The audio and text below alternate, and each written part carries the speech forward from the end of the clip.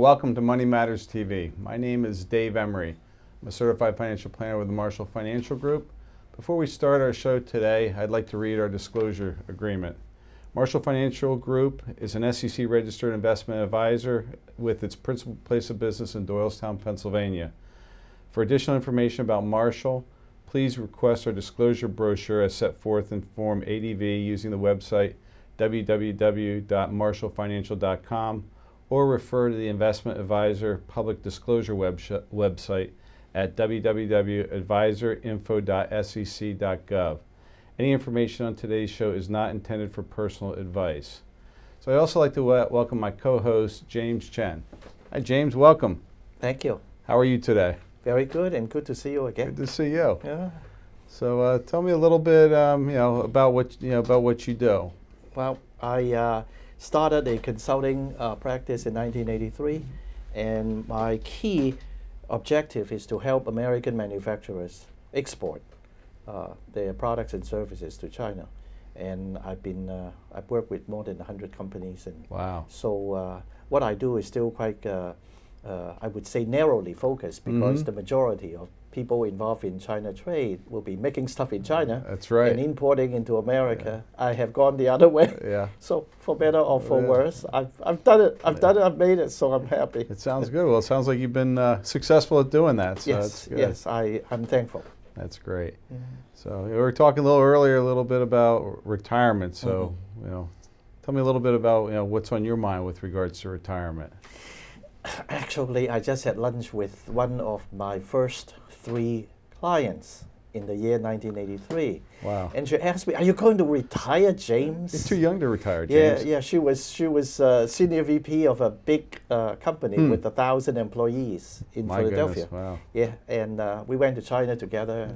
Oh, neat. And she was asking me that proverbial question. I said, "Bonnie, as long as I'm physically able to do what I do, and as long as my client still wants me, and that I really enjoy talking Chinese with my friends and my agents whom I hire in China, I'll continue to do it. Yeah. Because why not continue to do something I like to do, whether or not I need the money?" That's right. Really. Yeah.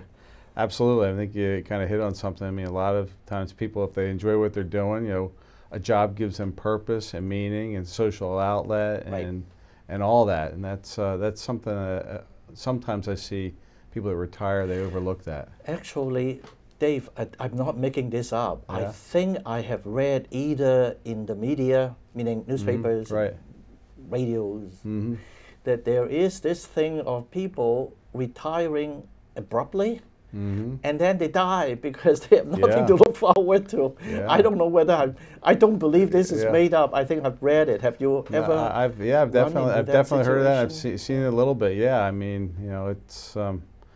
I don't know what's the result, why it happens, but maybe some of it has to do with they lose maybe their meaning and their purpose, and I don't know, that's one thought that comes to my mind. Well, if you are to ask me what are the 3 things I have on my mind, absolutely. If and when I retire, I can summarize it in 3 words. Okay. The first one is money, meaning do I have enough money? Right. I don't think I'm the only person who thinks about it that way.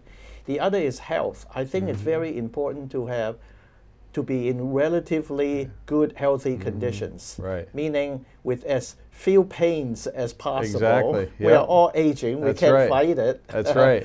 And then the third one will be, I would say, maybe peace of mind. Peace of mind necessarily means happiness. Some feeling that you have no regrets. I think that would be the goal. That's very similar a lot of times from what I hear clients. I mean, when they come in talking about retirement planning, one of the big things regarding money, he said, is a lot of times they don't know really where they stand. I mean, they've worked, they have a retirement account, they know they're going to get Social Security, but they really don't know where they stand. And one of their biggest fears is, if I leave my job, my source of income, how am I going to duplicate that paycheck? And do I have enough money to sustain my lifestyle for maybe 30 years? So, well, in my case, Dave, look, I have been self-employed for. I started in 1983, so 37 years. Yeah. And as a self-employed independent consultant, I have kept a a spreadsheet, like a simple spreadsheet with 27 columns of expenses. So I kind of know, I keep track of my expenditures over the past 36 years. That's great. So I roughly know what your lifestyle is. Yeah, exactly. I don't count the $12.99 that I pay to buy a pair of socks. Right. You know, I don't count those. Or food, I don't count those. But I basically know how much money I need. And so even with that in mind, you mentioned Social Security. Right. I never banked on Social Security. I'm not poo-pooing on Social Security. I'm so happy. That is there. But I was able to wait till the Social Security Administration sending me a letter saying you have to take it? Dear Mr. Chen, you can't wait anymore.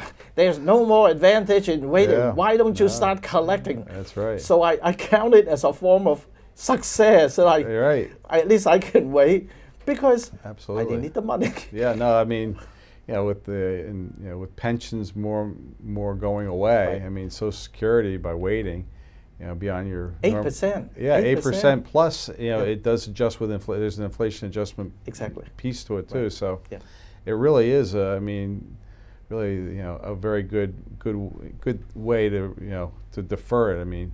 The 8% increase is guaranteed by the federal government, so that's a pretty darn good guarantee. In fact, I learned that the maximum any person can get from Social Security, the maximum, $3,790 as of today. And I mean, not many people can get exactly. that. In fact, I also read another set of data that only 2.9% of all men in America collect Social Security the first time at age 70, and something like 4.5% women. Wow, so that's something else. Well, fantastic. So, are you ready for a question? Oh, sure. From the audience? All right, let me read it here. So, Matt Young of Philadelphia asks, if I wanted to sell books in China, what's the best way to start to do this? That's really something I know how to answer because back in 1981, when I worked for a Fortune 500 company in the book publishing world in New York, that was my job. I opened the China market for the company, and my short answer is there is a place in Linden, New Jersey called the Beijing Book Company. That is the place you should contact. Why? Because I started selling books to the Chinese in 81, and in 1982, Beijing Book Company established itself as an offshoot of the Chinese central government, because basically book publishing is a government business. So it's very important. Your first step is to make contact with the proper, legitimate government organization. They will show you what are the complications and complexities of selling books in China. So visit with the people. Again, one more time, Beijing, B-E-I-J-I-N-G, Book Company in Linden, New Jersey, L-I-N-D-E-N. All right, fantastic. Great answer. Appreciate that. So here's how to send your questions to Money Matters. You can have your questions answered on Money Matters. Please go to our website, money-matterstv.com. On our homepage, click on the banner on the right that says, Send us your questions. While you're on our website, you can find information about our host and guests, as well as show notes and links about this show and past shows. Money Matters is also available as a podcast on iTunes and Stitcher, so you can listen to Money Matters while you're on the go. That website address, again, is money, M-O-N-E-Y, -matters, M-A-T-T-E-R-S, TV.com. We have a very special guest here today, Brent Weiss of Facet Wealth. Welcome, Brent. Dave, thank you for having me. Great to be here. Great to see you. So tell us a little bit about Facet Wealth and about yourself. Sure. I think the first question I always get when I mention what is sort of mention Facet Wealth, people go, what do you do? And I always like to actually reframe the question and say, let me tell you why we exist first, then I'll tell you what we do. I think it's some good context for the viewers. So back in 2016, we started Facet Wealth to make high-quality financial planning through a dedicated CFP professional, of which you are one, Dave, and I am as well, more accessible to everyday Americans. It was a really great mission for me. So being a CFP professional myself, I've been in the industry about 15 years. I'm one of the co-founders and the chief evangelist here at Facet Wealth. So what I do, and chief evangelist, by the way, isn't a religious term when it comes to. You can be religious. It's okay. Well, so it actually has its roots in Silicon Valley. So I have business partners from San Francisco, and Silicon Valley is sort of a southern suburb, if you want to think about it that way. And one of the first chief evangelists is an individual by the name of Guy Kawasaki of Apple. And so we pioneered this decades ago on the technology side. And so at Facet Wealth, we're a financial planning firm where we have CFPs that work, financial planners, that work directly with our clients, right? For that personal relationship. We also have a fintech or financial technology side. And for viewers that really think about sort of the online tools that you have for retirement or reviewing your portfolio or looking at cash flow and those types of things, and we're marrying those two. And I happen to be the chief evangelist and sort of spreading the word of what we're doing, of getting access to high quality financial planning. Fantastic. So tell us a little bit about how the industry has evolved and things along those lines. Sure, it's a great question because it's really accelerated in the last sort of decade since, let's go back to 2008. Right. A lot of people really started thinking about their money from a consumer perspective. Right. You know, during good times, we all think, hey, I can sort of manage my assets myself, and it feels like, I don't know if you've watched some individual stocks going up lately, it feels like we can do it. Financial planning is a bit more complex, and we go back to the start of the sort of financial services in Wall Street. It really started as just stocks and bonds. Right. It was products, it was transactional. Can we help you manage money? And then it moved into more sort of comprehensive investment management services, and now it's evolving into what we think is sort of the next stage of financial planning, where we're delivering true value to the clients by looking holistically or at every facet of your financial life and helping you make decisions around budgeting and cash flow and paying down debt and paying for college while saving for retirement and going on vacation, enjoying life today while saving for a more financially secure tomorrow. Sounds like, Dave, you're well on track here. You understand this based upon your answer. You were fantastic earlier. But that's the evolution to where we are today. Earlier, you mentioned the word accessible. What do you mean by accessible? It's a great question. The reason we chose accessible because it has multiple meanings to it. I think number one, for a lot of families, it's affordability, right? So going back to the idea of sort of transformation of, or the evolution of financial advice, a lot of people think when you say, do you work with a financial advisor? The answer I get a lot is, it's too expensive, I don't have enough money. And what I want to say is, that's not true anymore. A lot of really excellent CFP professionals, financial planners doing great work. So affordability is number one, of being able to pay for high quality advice. Number two is access through technology. Right, whether it's on your mobile phone, look around. I rode the Amtrak up here on the train, everyone's on their mobile phone. You have access to the tools and information you need on your phone. Right. And the third is getting access to a financial planner. If we look at it, and retirement's being redefined, Dave, as you said, right? It's not about I'm going to hit 65, watch Oprah and play shuffleboard. It really is we're living longer. We're social animals. We want to be active. But during the day, we're busy. Right. So a lot of our meetings are actually after 5 p.m. when we sit down with our clients. They're going, hey, after I take the kids to soccer practice, whatever it is, let's find some time with my planner to hop on a video conference and do a quick planning session. Wow. It certainly has changed. So accessibility is one thing. How has business been for you folks? I mean, is it catching on? Dave, it's been fantastic. I think there's this movement of financial health and wellness. So, Dave, I think you said I think you said that your health, overall health, and money. And I forget now, peace of mind were the three things. Right. There's this really interesting thing. I have a fitness tracker on, right? That people are starting to track their financial health as well. So they're saying, well, what is overall health and wellness? It's physical, right? Your general health and staying in shape. It's financial. It's making sure that your money can work for you. You can have impact with your money. And then there's more this sort of holistic thing of emotional, spiritual, peace of mind, well-being, that's sort of really changing how people are thinking about looking at their overall financial lives. Why Facet? Your company's name is Facet Wealth. So Facet, that's a fascinating, that's right. Not meaning to be neuro-linguistic with you from James Chan. That's right. Yeah. I like the word neuro-linguistic. That's right. Yeah. So there must be something about Facet. Well, neuro-linguistic did not come up when we were naming Facet, but I will tell you, naming a company is very hard. We actually went through 3 stages. We had a different name, It actually turned out there was a trademark on the name already. 2 weeks before we did it, there was an insurance company that came out with Fabric Wealth, sort of like the fabric that weaves together for your financial lives. And then we came up with Facet. Because when you think about it, there are different facets of your financial life. All of them are important. So you think about the evolution of financial advice. It's no longer just about managing money. It's about building a solid foundation of planning to make sure you have your cash flow, you're able to save, emergency funds, paying down debt, buying a new house, starting a family. This planning piece, so we said, hey, Facet Wealth, it's about organizing the facets of your everyday financial life to create a solid foundation. I know for a fact because I started my consulting in 1983. And my first name was James Chan, my name, China Trade Consultant.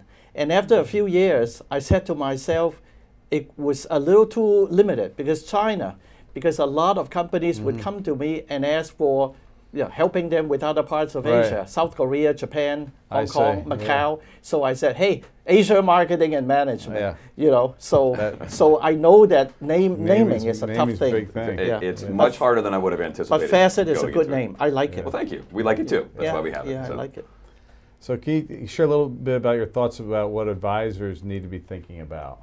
Well, absolutely. I mean, people, if there's like one thing that keeps me up and is really thinking about it's the Wayne Gretzky quote, skates where the puck is going, trying to think about not where are we today, but where do we need to be in 5 or 10 years to really meet the demands of consumers. So I look at it, I call it sort of the great convergence to summarize the trends. There's the convergence of human and technology. Human to technology, right? Technology to enable human beings. Finance is a very personal matter. We should work with an individual. Number 2 is a generational sort of ownership transfer of wealth management firms. There's a next generation of young, passionate, talented financial planners that'll start to take over. But the biggest shift that we watch is a generational transfer of wealth. In the next 25 years, there's $68 trillion of existing wealth moving from sort of the boomers to millennials and sort of Gen X. Let's say Gen X and millennials, that's the right order. And that's not even including the wealth that will be generated.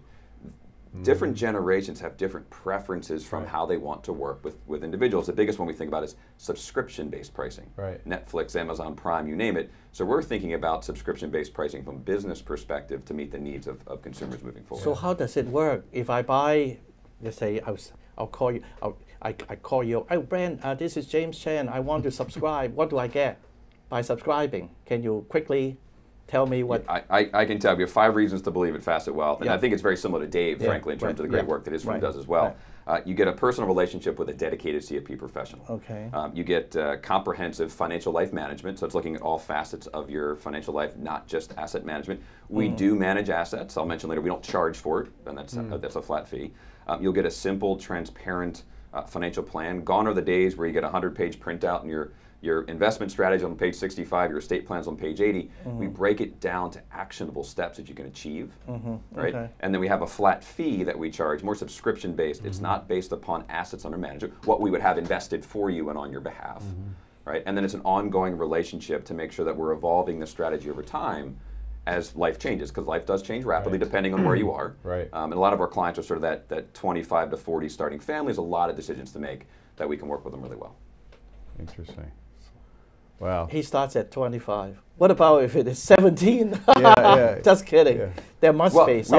We actually had the son of a client of ours at 17 say, really? I want to, and I think there was actually like a legal or compliance issue around someone who's not of age getting financial planning. We're like, that's incredible. Someone in college is going, financial planning is important. And this leads to the trend of the fitness trackers. People are thinking differently about how do I create a healthy foundation for my finances early, because I will really pay dividends down the road.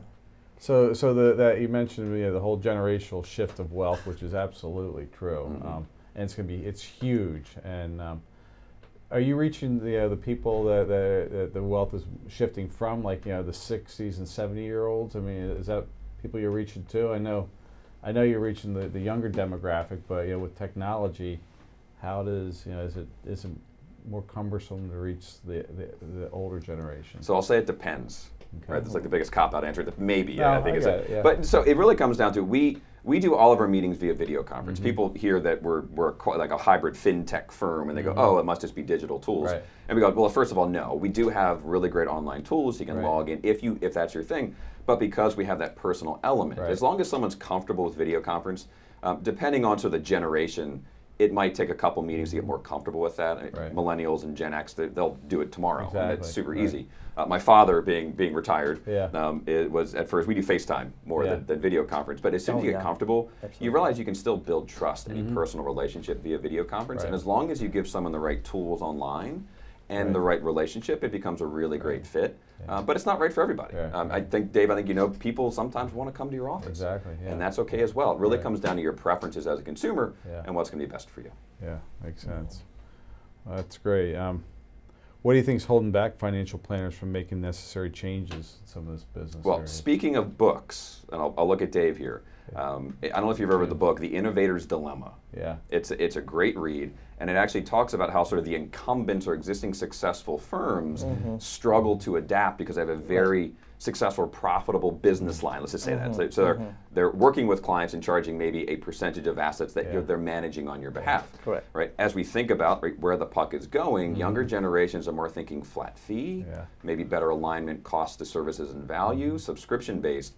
How does a firm really start making that shift gradually? And because to some extent it almost cannibalizes your existing business model. That's very hard. Right? Kodak actually developed the first digital camera, but they didn't think about rolling it out. They thought they were in a different business, and then someone else came along, built it, and then took over, and eventually Kodak failed. So financial planners should be thinking about how do we start evolving our business models today, hiring young talent to really start transitioning to what's going to meet the needs of the consumers in the next 5 or 10 years. Yeah. That's skating to where the puck is. I mean, that's difficult to anticipate. So tell me a little bit about the whole money side of things, the investment side. You said you guys don't charge on that. I mean, so you're just planning only? So we do provide both. We're as an organization, we are human first and planning first, and we always say that because when people hear technology, they think, oh, they must be getting rid of the financial advisor, and we say we are very much about having a personal relationship with a dedicated CFP professional. Money is very emotional and very personal. You deserve to work with someone you trust. We're planning first because that really is the foundation, especially for younger individuals, really understanding what motivates and drives the rest of sort of the engine of the machine. And then investments are important once you have a solid foundation. When we manage assets for individuals, we just don't charge, right? Because our flat fee is for the financial planning advice that we deliver. When we do manage assets, I'm a firm believer in low-cost, diversified strategies. If you have high expense ratios, it doesn't make it a bad thing, but high fees can erode your returns over a long period of time. And so that's how we think about the balance there. Our primary value proposition is let's get a really good financial life plan in place, and then we'll talk about the investment strategy that will help drive success for the goals that you have. But the flat fee is on top of the subscription, because you do have a subscription requirement. So they're one and the same. So thank you for clarifying. I call it a subscription-like fee. It's a flat fee.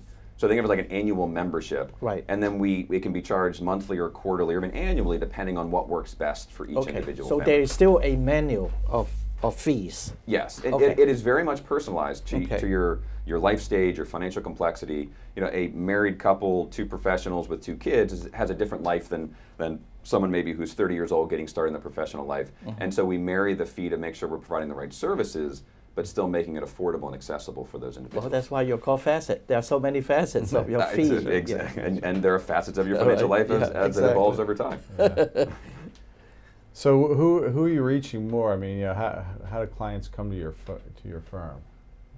In terms of where they find us, or how are they actually getting in touch with us? Yeah, how do they find Facet? Well, all over the place. I mean, we've done a lot of. NerdWallet just named us their best online financial planning organization in the country, so that was a really big win for us. So there's a lot of people who go to NerdWallet for, we'll call it financial literacy, financial education. Right. And then on there they say, hey, Facet Wealth won the award, and then they find us, come to our website, sort of more organic people coming to us.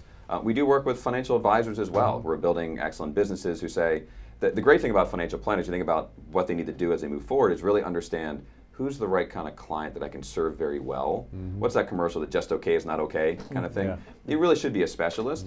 When they meet younger individuals who might have a different need, who want to work via video conference, use technology, we actually get some referrals or introductions. It's all about an ecosystem of working together to make this more affordable and accessible. Now the more I listen to this, the more I know why financial planning is so hot. Because you have what? There is 6.8 trillion Is it 6.8? 68 trillion. Oh, I'm sorry, not 6.8, 68 trillion of wealth that is going to be passed down the next 25 years. Really? 68? Yeah.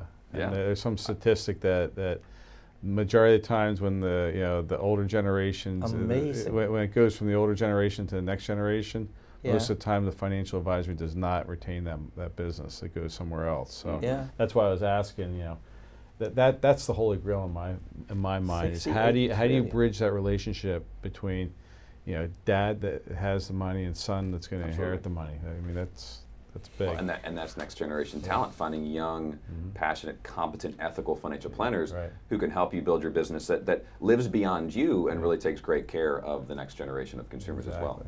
Yeah, that's great. So we only got a couple more minutes left. Anything else you want to share about Facet Wealth today? Yeah, I don't know that, we talked about this beforehand. I'm not one to always pitch sort of Facet Wealth. I think that the primary message for me is around, a lot of my friends even still look at financial advice and financial planning as something that they can't afford or maybe they don't deserve or they don't need yet. And I think the story is, we work with a lot of financial advisors. Dave, we have a great relationship. I think the world of your firm. And it's really about doing it together. It's building the community and making everyday Americans aware that there are new solutions in financial planning, that you deserve access to this to empower yourself financially to make the right decisions. And what I will always say is today's the best day to get started. It doesn't have to be a big goal. Taking one step in the right direction. There are young financial planners. There are existing experienced financial planners. You can find a good one. Make sure you take that right step to empower yourself, your family, and create that secure foundation for maybe it's retirement, however you define it one day, but to really help you achieve those financial life goals. So one last thing you're mentioning about not only the planning but the health too side of things in Facet. So we do have a financial wellness platform as well. So it's we call it financial health and wellness. So it's corrected.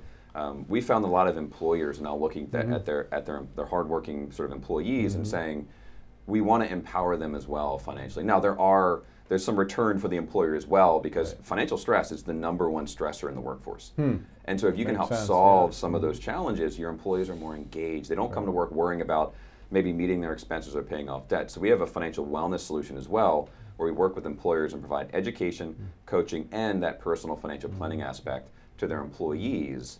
So they get the financial empowerment they want, and the employers have really engaged and sort of and motivated employees as well. Well, that's fantastic. Well, you're absolutely right. I mean, there's a big disruption in the industry, and you guys seem like you recognize that. So that's wonderful. So, anything else you want to share, James? No, I think I was about to ask a question, but I'm too afraid because then he will go on and on and on, and we're running out of time. I'll give you a 15-second answer if it's the right question. All right. What's the difference between financial planning and just saving money? So saving is one facet of financial planning. Financial planning is a comprehensive approach to all facets, from savings to investing to estate planning, insurance, all of that. Savings, one facet. All right, sounds good. All right, well, it's been a great show, and we really learned a lot, and thank you both for being here. Thank you for having me. So, our next show we'll have the CEO of Design Blend. So make sure to see that, and thank you for watching today because your money matters.